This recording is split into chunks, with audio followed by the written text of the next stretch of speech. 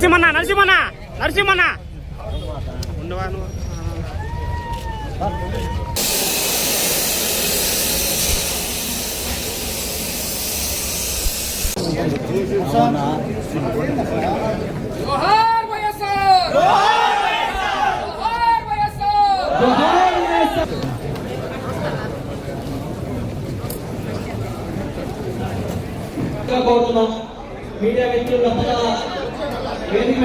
ప్రస్తుతం ఉన్న అనేక విషయాలు దీని గురించి వివరంగా చెప్పడం జరిగింది. చాలా మంది ఏమనుకుంటున్నారంటే ఇది కొత్తేముంది, ప్రతి సంవత్సరం జరిగేటువంటిది కదా ఓట్లు మార్పులు చేర్పులు, దానికి సంబంధించి ఎందుకు ఎంత పెద్ద ఎత్తున ఈ అవగాహన కార్యక్రమాలు ఏర్పాటు చేస్తున్నారు అని చెప్పని ఒక అనుమానం ఉంది.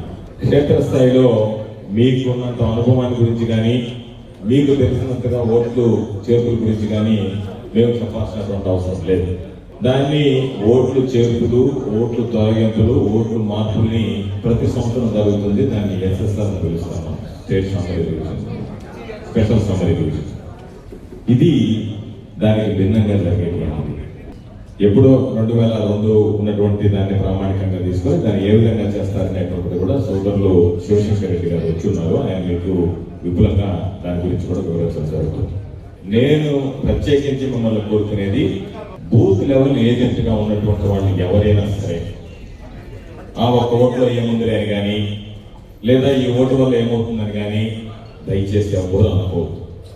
మనం ఎలక్షన్ చేసేటప్పుడు ఒక్క ఓటుతో ఏమన్నా ఓడిపోతామేమో అన్నట్టుగానే ఎలక్షన్ చేయాలి. కాబట్టి ఒక్క ఓటు అనేటువంటిది కూడా ఒక్క ఓటుతో గెలుస్తామేమో లేదా ఒక్క ఓటుతో ఓడిపోతామేమో అన్నట్టుగా జాగ్రత్తగా చేయాల్సినటువంటి పరిస్థితి ఉంటుంది. దీనికి సంబంధించి దీనిలో నేను మీ అందరికీ స్పష్టంగా చెప్తున్నాం, ప్రసన్న ఒక్కడే ఉండడం కోవూరు నియోజకవర్గానికి సంబంధించి. మీకు మరలా చెప్పేది, రేపు ప్రసన్నను మనం గెలిపించుకోవాలి అని అనుకుంటే అందరికి ఉన్నటువంటి వాళ్ళందరూ మీరు నిలబడితే ఏ విధంగా కష్టపడతారో, మీరు నిలబడితే మీ ఓటు పోతే మీరు ఏ విధంగా బాధపడతారో అదే విధంగా ఆయనకు సంబంధించినటువంటి ప్రతి ఓటు విషయంలో కూడా జాగ్రత్తలు తీసుకోవాల్సినటువంటి అవసరం ఉంది అనేటువంటి విషయాన్ని గుర్తు చేసుకోండి.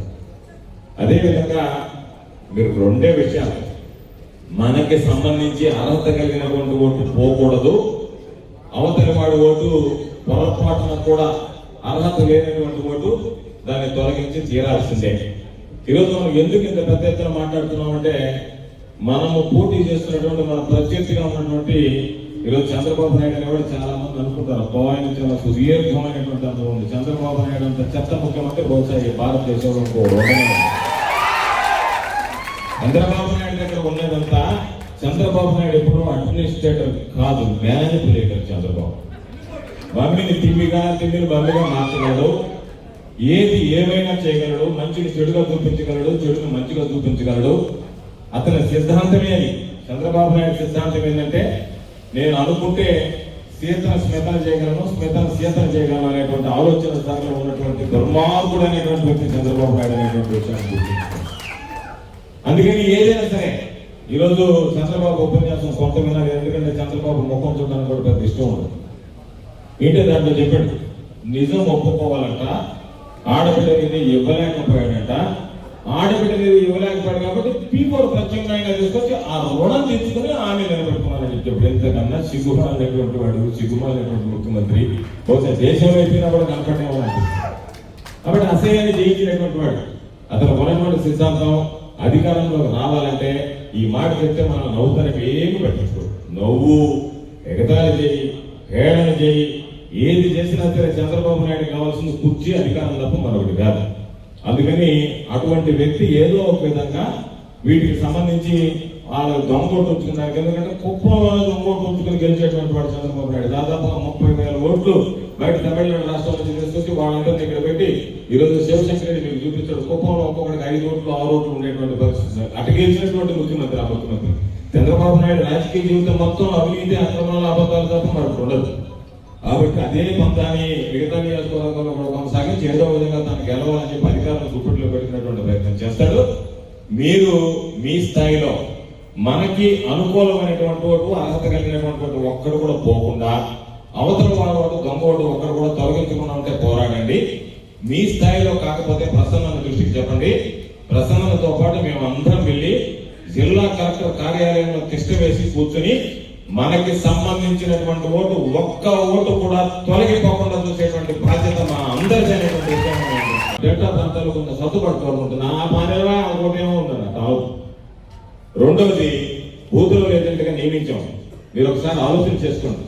మీరు మేము చేసినటువంటి మీ మీద నమ్మకంతో జగన్మోహన్ రెడ్డి గారు బూత్ లెవెల్ ఏజెంట్ గా నువ్వు ఎవరు నియమించుకున్నా అని చెప్పి దానికి సంబంధించినటువంటి అథారిటీ ఏదైతే ఉందో అది ప్రసన్నకి ఇచ్చాడు. ప్రసన్న స్థానికంగా ఉండేటువంటి నాయకులు అందరితో మాట్లాడి ఆ బాధ్యతలు మీకు అప్పచెప్పాడు. మీకు అప్పచెప్పిన తర్వాత మీరు చేయాల్సింది ఏదైతే మీకు ఈ రోజు దానికి సంబంధించి ఇది దాదాపుగా 3 నెలల పాటు జరిగేటువంటి ప్రక్రియ. ప్రతిరోజు దీనికి సంబంధించి కొంతమంది బూత్ లెవెల్ ఏజెంట్లతో పాటు మన నాయకులు కూడా తిరగచ్చు. కానీ బూత్ లెవెల్ ఏజెంట్ అనేటువంటిది సంతకం పెడితేనే చెల్లుబాటు అవుతుంది.